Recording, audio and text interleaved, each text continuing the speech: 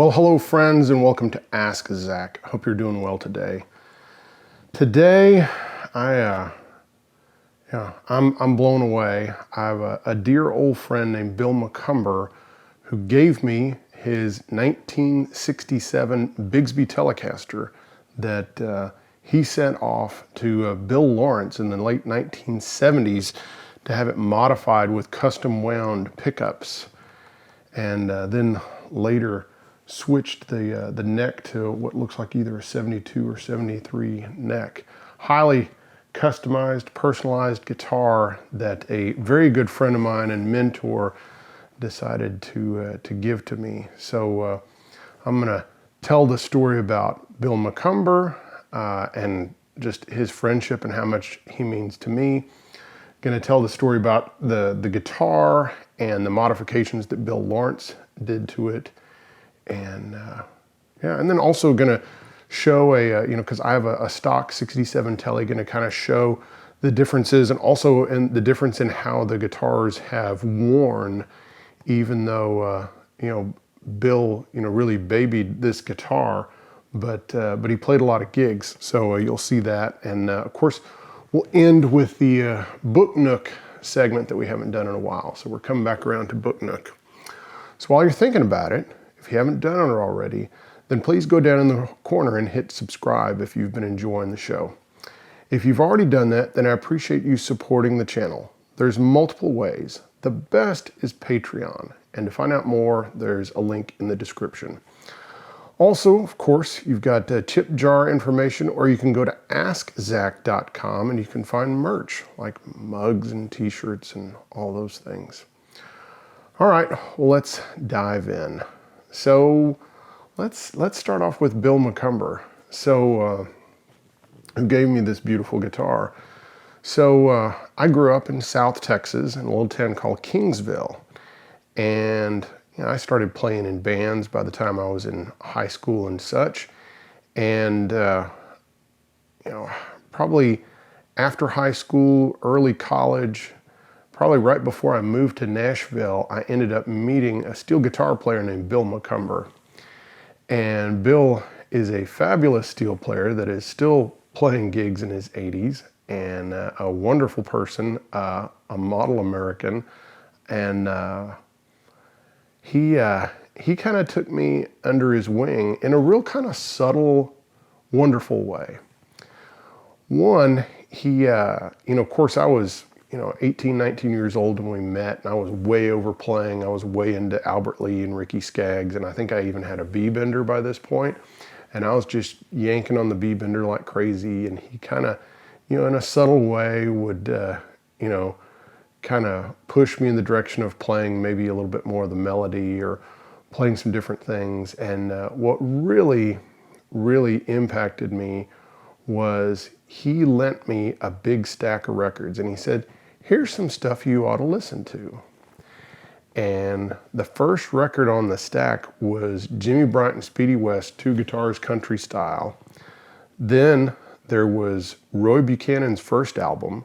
There was Jimmy Bryant's Country Cabin Jazz. There was Joe Maphis and Merle Travis and Chet Atkins, and one of my favorites, and this is kind of an odd one, was a Jesse McReynolds electric mandolin album. So Jesse McReynolds was a cross-picking bluegrass mandolinist, and Jesse had done this album where he's playing a Kent electric mandolin through an Echoplex, doing kind of the dotted eighth note thing, kind of like Grady Martin and Albert Lee and John Jorgensen have all kind of done this trick where they have the delay that's like a dotted eighth and it's the same volume as the original note.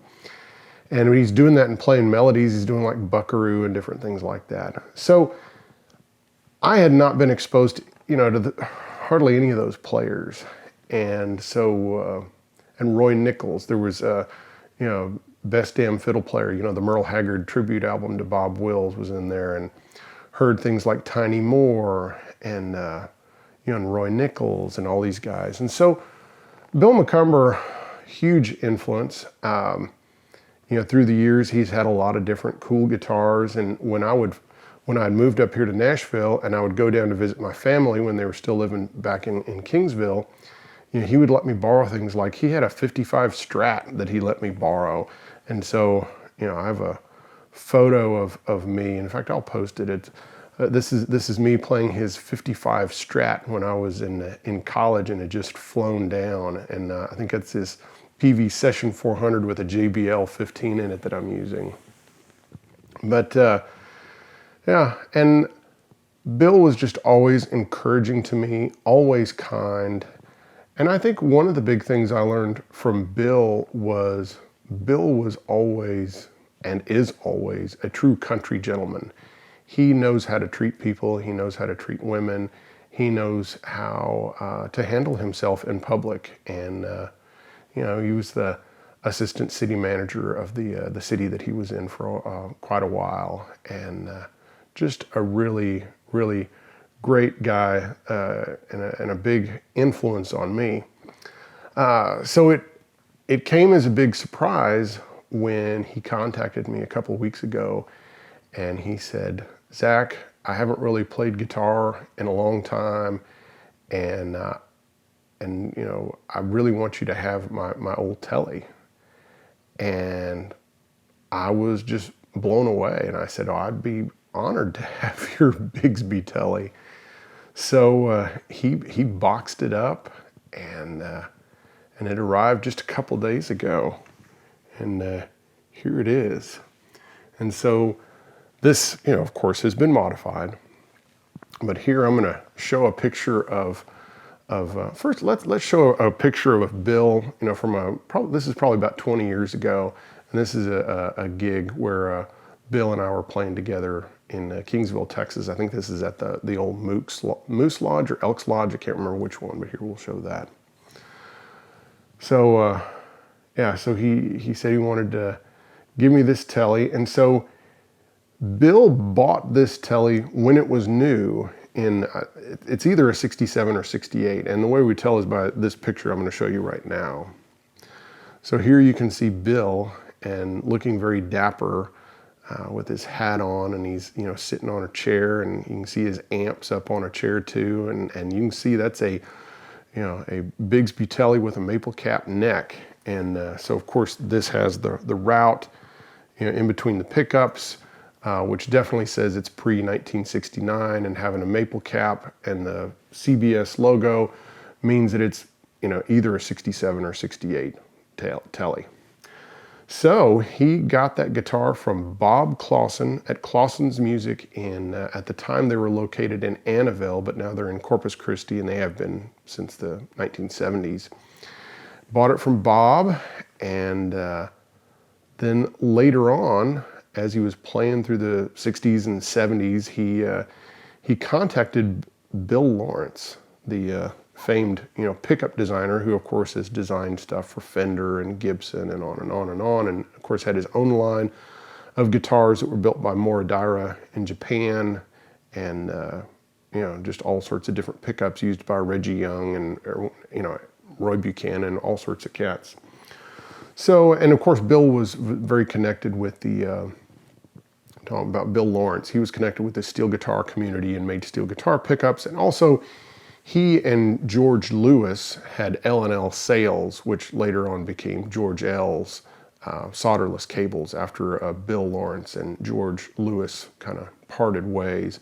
But of course Bill Lawrence was also part of the solderless cable thing that came along, which of course Fender had done back in the 50s. But all right, now we'll get back to Bill McCumber and Bill Lawrence. So Bill McCumber contacts Bill Lawrence and says, "Hey, I have this Tele, and I'm having feedback issues, and probably the pickups had gone microphonic because they were lacquer potted back in the late 60s instead of being wax potted, and so he was playing the guitar a lot, and probably a lot of that lacquer flaked off, and it was just starting to make noise, especially being anywhere near an amplifier."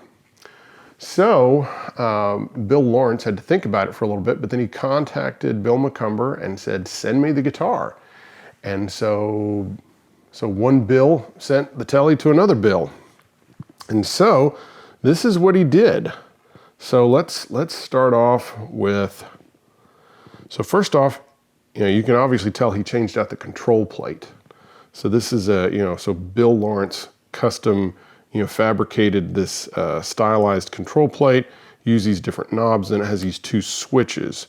And the 2 switches are really interesting. The way it's wired is with both switches down, it's both pickups are on. If I just have this one up and this one down, then it's just the neck pickup. If I have just this one down, which corresponds to this pickup, then this is just the bridge pickup. And then if both of them are up, it's out of phase. So here, let's just show that real quick. So let's start off with neck pickup.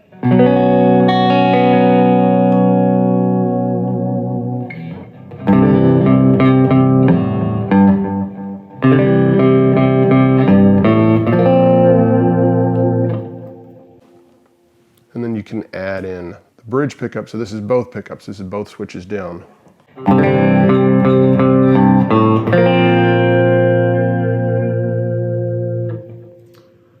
This is just the bridge pickup.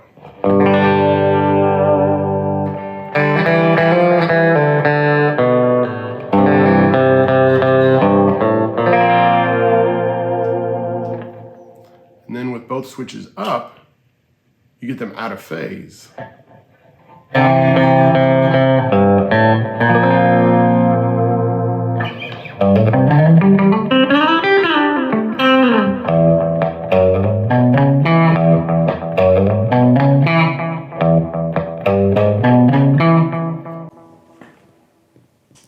Turn the echo off. So first off, you have the change in the control plate and wiring, but looking underneath it, the cavity was not enlarged or changed in any way. So I thought that was nice. Then of course you have this neck pickup that's been added, and to show this off, I'm going to pull off the scratch plate. There we go. And so what Bill Lawrence did was he just routed out a shallow bit of the wood, so he didn't go deep. And then you can see this is a piece of aluminum that the pickup is epoxied to, and then the plate is screwed in. So pretty ingenious way of doing that without having to be super invasive. It's here that I need to note that one thing I thought that was interesting, and I don't, it just reminded me, I have a couple of these Bill Lawrence sound hole pickups, and of course they look very similar in the same shape and such, but that's just kind of fun. You can see here. All right, so that's that modification. Then he changed out this plate. So this is not the original bridge plate that was on the guitar. This is a piece of aluminum that Bill Lawrence fabricated, and then this pickup is epoxied to that. And so underneath this, there's no routing done at all. So it's completely stock underneath this plate. And this is the original Jazzmaster style, bridge on the thimbles and everything. And then of course this is completely stock. So, the real changes are, of course, there was this amount of routing that was done. You have, of course, this pickup added, this plate changed out, this plate changed out, the wiring changed out. Also, just so you can see, this is the original pick guard, and that was, of course, modified to go on this guitar. But then after Bill got it, Bill McCumber, he decided that he liked the look of the black guard on it better than the white. So that it would go with the control plate, which I completely get that. So that's what so Bill got the guitar back, used it, and then, Bill McCumber got more and more into steel guitar, and he didn't play this guitar as much, and it started kind of spending more time in the case. Then in the 90s, there was a Nashville guitarist that we don't know who it was, but he came into Clawson's music in Corpus Christi, and he traded in a early 70s Tele, and Bill McCumber really liked the neck on it better than his old neck. And with all these modifications, you have to remember that a 67 Tele was not considered collectible in the late 70s, early 80s when these mods were done. And even in the early 90s, a 67 Tele was still like a $500 guitar. I mean, it was not collectible because it was not pre-CBS. And so things made after 1965 really didn't become collectible until like the mid to late 90s, unless you had like a Paisley Tele or something like that, something that was really out of the ordinary. So he decided he liked this other neck better, and so he asked Bob Clawson, hey, can we just swap necks? And he said, sure. So that's what they did. So somewhere out there's a 72 or 73 Telecaster that's got a 67 or 68 neck on it. So anyway, this neck's in great shape. You can see it's got all the lacquer on it, and you know, frets, got the original frets, and there's no chipping or anything.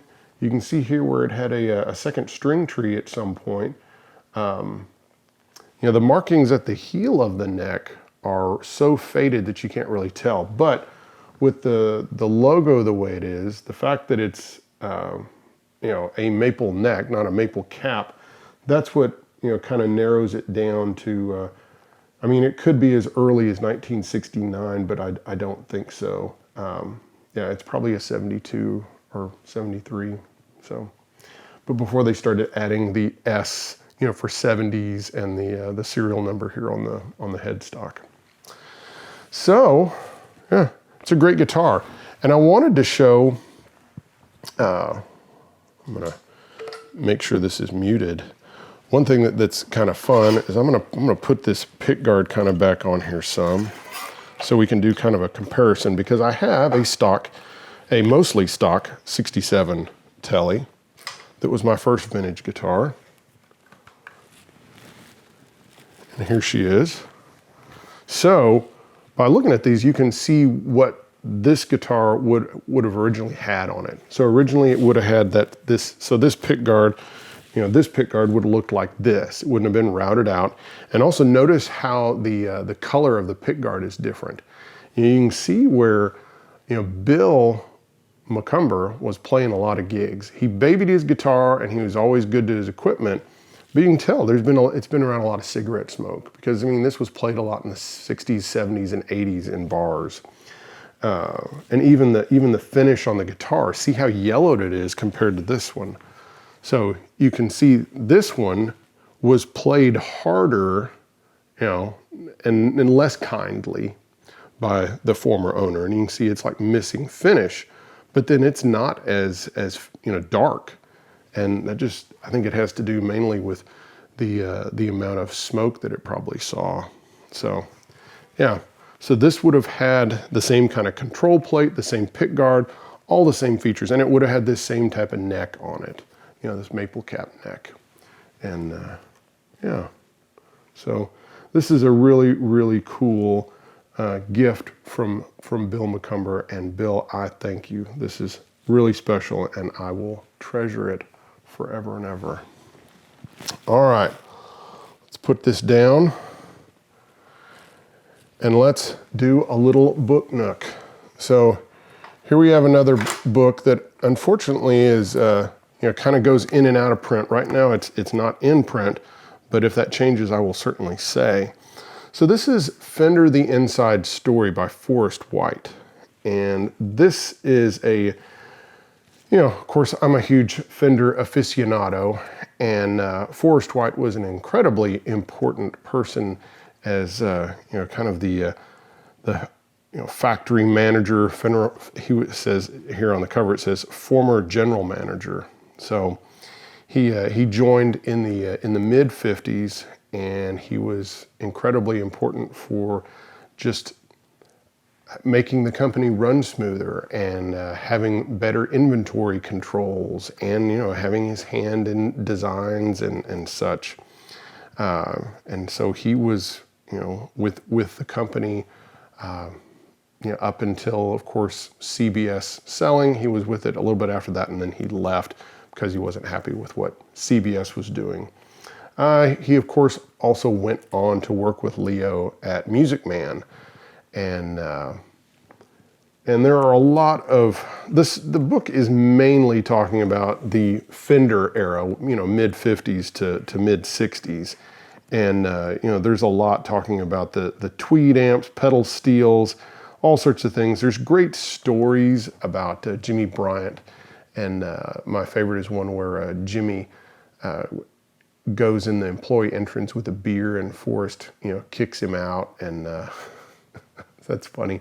And this book has been you know, quoted in other Fender books. So this is one where, you know, a lot of information has been taken from this and used in other books.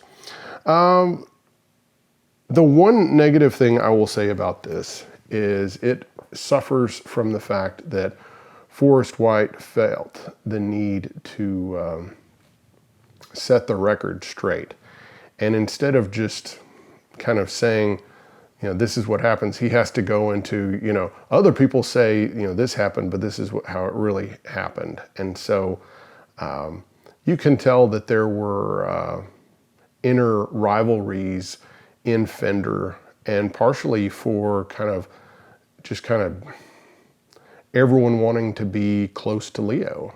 And people, I think even at the time, could tell how important Leo was, and everyone wanted to be closer than anyone else to Leo Fender, and I can kind of get it.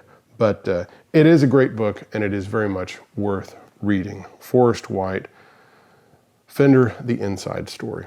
And it's got a lot of great you know, kind of diagrams, patent, you know, drawings, and it's got, you know, a lot of things about wirings and pickups and the magnets used. There's a lot of great information in this. All right, guys. Well, I hope you've enjoyed today's episode. And again, I have to thank Bill McCumber for this beautiful 67 Tele. Thank you, Bill. Bye-bye.